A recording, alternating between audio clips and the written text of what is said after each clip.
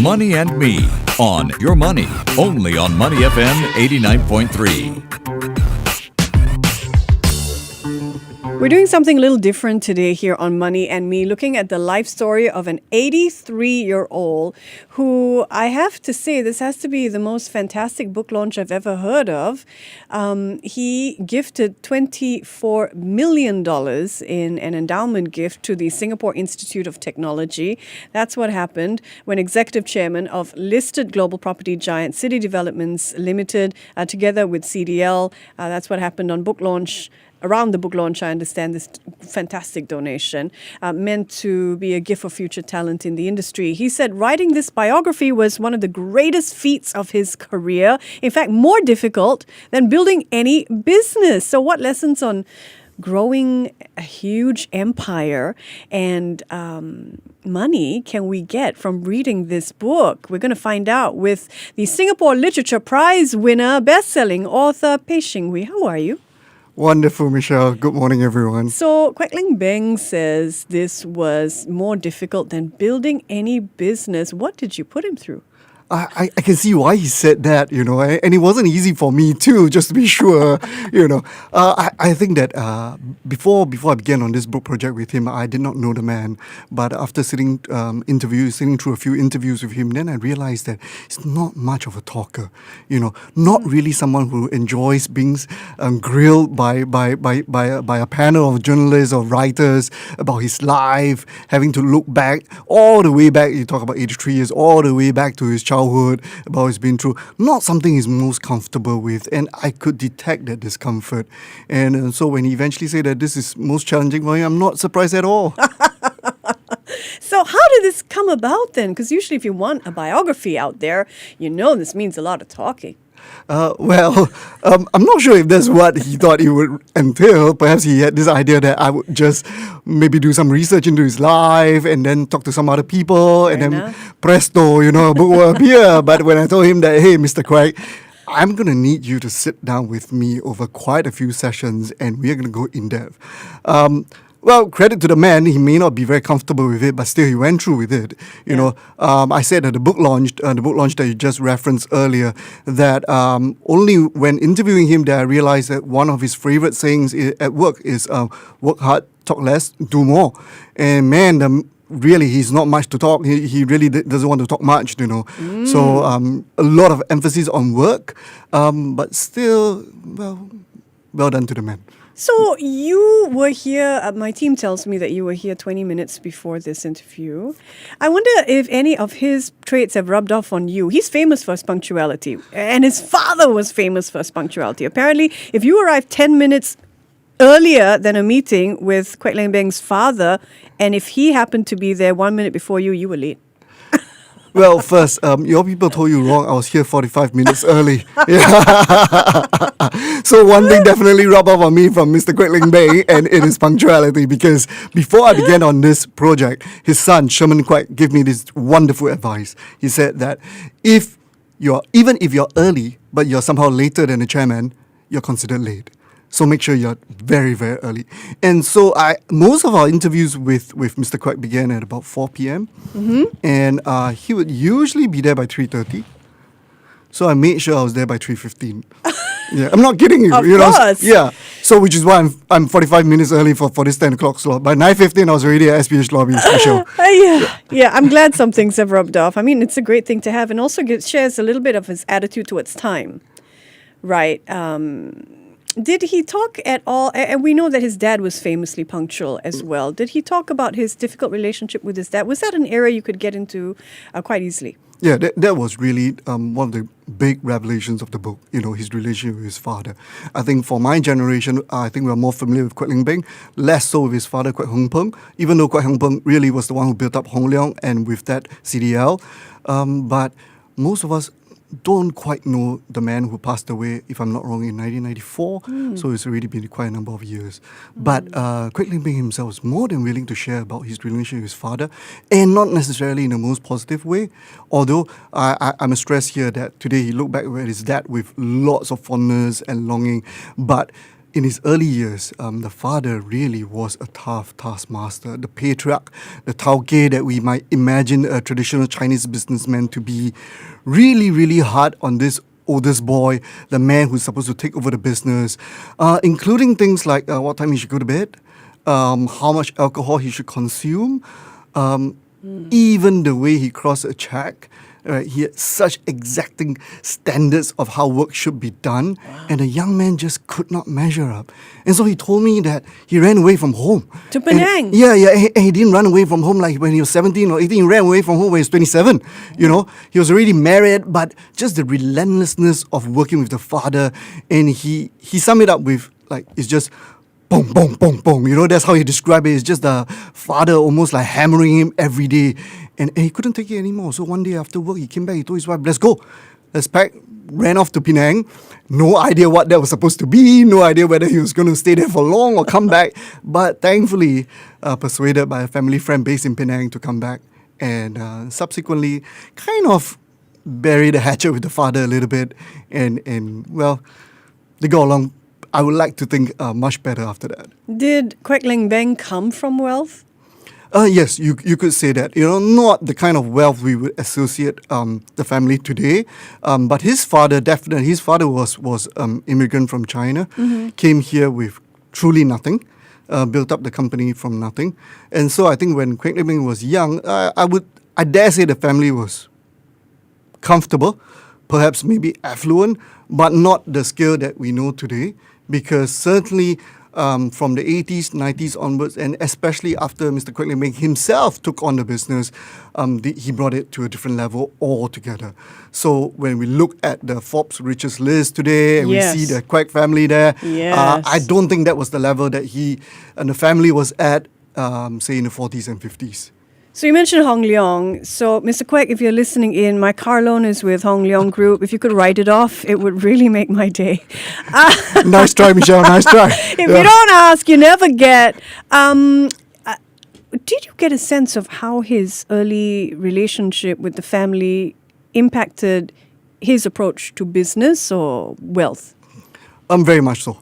I think that he's so influenced by his father. I mean, he was brought up, he was taught the basics of the business by the father, that I think it influenced how he looks at the business till today. So one very important lesson that the father drummed into him, sales is the lifeblood of any business. Yeah. And he said that when he first joined the family business, that wasn't what he had in mind. You know, he was trained as a lawyer from London. He was thinking, I'm going to put in place some good processes, admin, finance stuff, because the father, as a Chinese tauke, probably a little bit more haphazard when it comes to the back end part of the business, you know. So Kwek Leng Beng saw himself as someone who could improve the back-end processes. The father said, hey, I'm not interested in all this, you know. Go out there, get business, because if you don't get the sales, what are you talking about? Who cares about your processes? You know, you got to bring in the sales. And so when he put his son, Leng Beng, into the first part of the business, which is Hong Leong Finance that you just mentioned, Kwek Leng Beng was really out there getting deals daily. He learned to pound the ground. He had to make sure that sales had to be done in the first place. Let's not talk about everything else. Forget about branding. Forget about marketing, admin, finance. Sales. And today, when you talk to the man, that is still the main mantra that he's talking about when it comes to business. You know, when he's launching a new project, let's say the sale, right? The sale condominium that many of us are familiar with. He became the chief salesman of CDL. He was the one picking up the phone, calling up his contacts and saying, hey, this is a wonderful project, you have to buy. And mind you, this is at a time when people were not queuing up for condos. In Marina Bay Sands. In Marina Bay, area. right? Yeah. And so we were going through some kind of property slump at that point. I can't remember the date, probably early 2000s, you know. And he was the one really, when he have lunch with people, buy a 2-bedroom unit, get a 3-bedroom, you won't regret it. He's actively selling. So he calls himself the chief salesman. I wonder how difficult it would be then, because from what you mentioned, he didn't quite like talking about himself, but sales depends so much on putting yourself out there, having these non-stop conversations. How do you reconcile the two? Him not quite being a talker, but being an excellent salesman. Yeah, and that's the amazing part about him. You know, I think that he is probably not someone, in truth, who likes to talk. But because of business, for work, because how he's being trained, he's able to just switch it on and said, okay, now I'm going to put on that salesman hat and I'm going to sell the hell out of this. So And obviously he's able to do it. Yeah. You know, whether you're talking about Hong Leong Finance at the early days, CDL later, or much later, he's building the entire hotel empire. I mean, he's the chief salesman, man. Was he also chief thinker? How did he shape Hong Leong? You were sharing with me that it was his idea that it focused on car loans. Yeah, I think that this man goes beyond, obviously sales is a big part of it, but he has strategic vision. The idea was that when he took over Hong Leong, how was a finance company going to compete with the banks? Not so easy. And he decided that one area that he could get into was car loans. And in order to find out more about car loans, he's a car lover. Okay, putting that aside. He would actually be pounding the ground, going to car dealers to find out from them, so which are the popular models? What are people buying? You know, what's coming into the market? So that he can take this back and shape the loans better to fit the customers. It is that kind of on-the-ground details. So there's a story in the book about how he happened to be test driving the latest Porsche Cayenne when it first came out, and then the Hong Leong people just happened to be there to be pitching to the dealer that they will appoint Hong Leong Finance. And Kwek Leng Beng was there on the spot, test driving a car, mind you, but he said, actually, I'll just sit in on this meeting and join the pitch as well. Yeah. And at the end of it, he told the boss, hey, give us the business lah. And of course, that guy did. And I was told till today that car dealer is still a customer of Hong Leong Finance. Oh, wow. Yeah. That's a great anecdote. He's a really hands-on businessman then. Very much so. Not so much he the- believes in being on the ground. And so when he talks about his hotel empire, he's always visiting the hotels. Even in Singapore, he likes to take morning walks. And if his morning walks happen to be near his hotels, he's going to pop in, check out the morning's breakfast buffet spread and say, hey, this looks good, not so nice. How come not so many people here today? You know, maybe you should adjust the pricing. So that I've been told that the general managers of his hotels always on standby because they know the big boss may just pop by any moment. He's 84 and he still cares so much about the business. I think that says a lot about the man. Speaking of which, can you share with us the difference between Kwek Leng Beng, the individual, versus Kwek Leng Beng, the businessman? What were the similarities, differences in your opinion?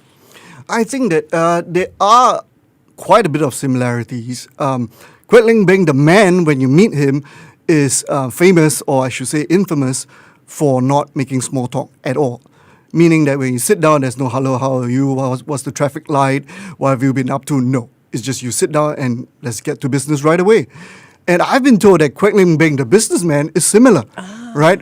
So this was shared to me by, I think it was the GM of an Intercontinental Hotel not owned by him.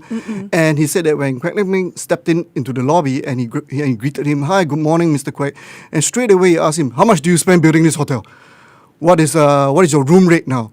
What's the occupancy? And stuff like that. There's no such thing as small talk. And I guess that part of him, whether you're talking about the person or the businessman, pretty consistent. And pretty unnerving, I imagine. It can be if you're In a not used social to situation. it. You know, I think very often we forget that how used we are, how we're so comfortable with that little bit of small talk when you meet someone you're not familiar with. To break the ice. Yeah, Yeah. and when it's totally removed, then you go, oh my, okay, wow.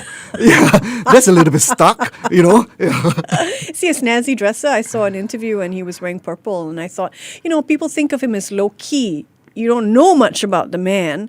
And then here was this picture of him in purple, and I thought, wow, maybe he does have an expressive side to him. Oh, very, very snazzy guy, very snazzy dresser, good fashion sense, put me to shame any day, and every time I was meeting him, I'll be looking at myself in the mirror and go, okay, perhaps I should do a little bit better, Michelle, But yeah, definitely, he dresses smartly and 83 this year, I think, and still quite stylo-milo, I would say. Yeah. So do you think largely he, before this book, was still sort of an unknown in the Singapore scene? I mean, people know the name Kwek Leng Beng, but don't know very much of the guy. Was that sort of intentional? Is he low-key intentionally, out of the public spotlight, or what do you think? I'm not sure whether it's intentionally, but he's definitely low-key. There's a famous story of how when he changed his car. He got a new car. He drove up to his hotel, Orchard Hotel, and the security guard there said, no, you can't park here, move away, because they recognize his car, but they actually don't recognize his face. And this is his own hotel. This is a famous story that goes around, right? And, he owned quite a few buildings in the Shenton Way area.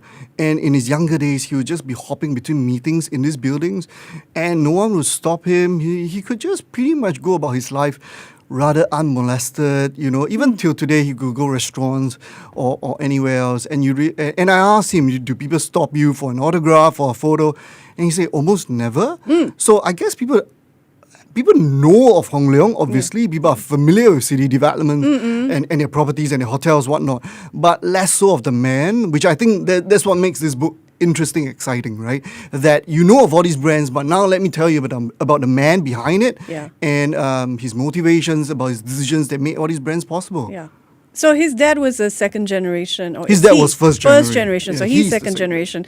And there's often this idea that the second generation can squander all the wealth that the first generation built. But he built on it. He came from wealth and then built on it. Yeah. Do you get a sense of what his approach to money is? Very quickly, I think it was fairly obvious to me that this man was not driven by money, but driven by challenges. So he inherited his father's business, which I think was in three major sectors: manufacturing, finance, as well as real estate, obviously. And he could jolly well just have taken that on and go, this is more than enough, Yeah. Let me just do well in this. But instead, almost immediately, he said that I'm going to bring this into the fourth space, which is hospitality and hotels.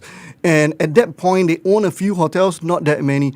And he grew this to, 150 over hotels today around the world, 5 continents. That's just amazing, And I don't think that it is just about wealth that motivates him, but really a desire to do something, to leave a mark.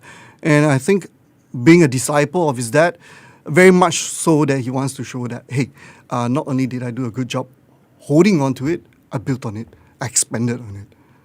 Journalist Peh Shing Huei and author of the new biography, Strictly Business, the Kwek Leng Beng Story, joining me live in the studio. How open was he to talking about business failings? Well, I think you can imagine that, as is the case for every one of us, we prefer to talk about successes rather than our failures. But I think I made it very clear right from the get-go that this is not going to be a project where we paint you as like a superhero and you did not make any mistake at all. There were no failures. I mean, that's impossible, right? In business as in life, surely there's going to be some screw-ups here and there. And I think that he's quite open to that, and he's more than willing to share about the mistakes that he made and the lessons that he learned. Were there any no-go zones for you for this book? No. I think that when it comes to business and everything, it was pretty much all the way. I mean, the most recent case was the failure, in a way, in Sincere, where lots of money was lost. And I mean, this is very, very well publicized as it is. So we went very in-depth into that, and I was determined to find out more beyond what has already been covered by the media on this incident, because share prices dropped, market talked a lot about this at that point, and I'm glad to say that he was forthcoming. Fantastic. The Sales, South Beach, Marina Bay Sands, iconic developments. Few people know the link to Kwek Leng Beng. Can you join the dots for us? Well, let's talk a little bit about MBS, maybe. I think that is, even I did not know about that when I began on this project, that when we look at MBS, we just think of Sands, but actually, initially, this project was a joint venture between Sands and CDL. But before the bid could be submitted to the government, CDL had to pull out. And even though CDL pulled out, Kwek Leng Beng remained as an advisor to this project and was intimately involved in the architecture itself. He is the person why we see this sky, what do we call it, sky roof or sky pool? I don't know, I cannot remember. The ship that we have on top of, infinity pool, right? I don't know what it's called now, it eludes me. But he is a big reason why we have that design, because he had the design sensibilities. And if you bring this to these other projects that you talk about, whether it's South Beach, whether it's the Sail, I mean, they are beautiful, beautiful buildings, And he liked to say that when he's building something, he doesn't like it to be rectangular and just a square block. He wants it to be a little bit unique, something special. Look at South Beach, from afar, take a look at it. It's beautiful. It's something different, I'm no architecture expert here, but looking at the Sail, South Beach, MBS, the man he has an eye for design. Interesting. Yeah. Man of many talents, lawyer, business conglomerate. And as you know, he's got a sense of aesthetic as well. Really interesting anecdotes we're hearing. What is his approach to innovation? I think that he always wants to try new things, right? Whether it's a new territory, whether it's a new venture or anything like that, he's always eager to try new things, right? So I was curious because I read earlier reports that he not much of a computer person. So I recall one interview that I did with him. I was sitting in his office and I turned to him and said, Mr. Kwek, actually, do you use computer? Do you use the email? And he turned around, he pointed at his desktop and said, hey, what's that? Yeah. So he replies to his own emails and stuff like that. I wouldn't say he's at the cutting edge of technology by any stretch of imagination, but certainly someone who is very, very keen to try new things. We talked about cars earlier. I mean, he's fascinated by Tesla. He's fascinated by EV. That formed part of our conversation when we were talking about his passion for automobiles. So I get the sense that despite being 83, he's a guy who always wants to experiment and see new things and try new things. What were important challenges in his journey and how did he overcome them? Well, somehow I think a lot of it goes back to his father. The lessons that he has distilled from his dad, the fortitude. I think he always said that if you get the basics right in a business, no fear, it'll be okay. So among them, for instance, the emphasis on quality. So the father said from day one, when we're building all these condominiums for people, let's not stint on quality. Let's make sure we use proper flooring, proper this, proper that. And back in the day, we're talking about the 70s, where I think a lot of developers in Singapore were still not of that kind of, shall we say, enlightened mindset yet. But already that interest that in quality, that came through very strongly. And you can see that in his hotels today, And I think that if you get the fundamentals right, he's going to be okay. The other thing is cash flow. He's obsessed. His father said, better make sure your cash flow is okay in business, because if not, you could go belly up very quickly. So while he is adventurous, eager to go to new things, many of his top executives will tell you that Kwek Leng Beng is conservative no matter what. He makes sure that his cash flow is solid. Okay. It took you a year to write this book. Now that you're done with it and you look back, was it the hardest book you've ever written in your life? Oh, yeah, for sure. No, I mean, I think the sheer intensity of it, because when I met Kwek Leng Beng for the first time and he asked me, so how long are you going to take to write this book? And I said 1 year, and I thought that was very fast. But he said, oh my God, he said, oh, that's so slow. Because a lot of pressure. The demand for speed from the man was so intense, right? And so I made a promise that I'm going to finish it in a year, so I had to keep to it. And lots and lots of pressure, but I'm glad to say I made it. I'm so glad you got to the end of the line, because you've given the world this great insight into this man, Kwek Leng Beng. The book is called Strictly Business. Peh Shing Huei, thanks so much for joining me. Thanks, Michelle.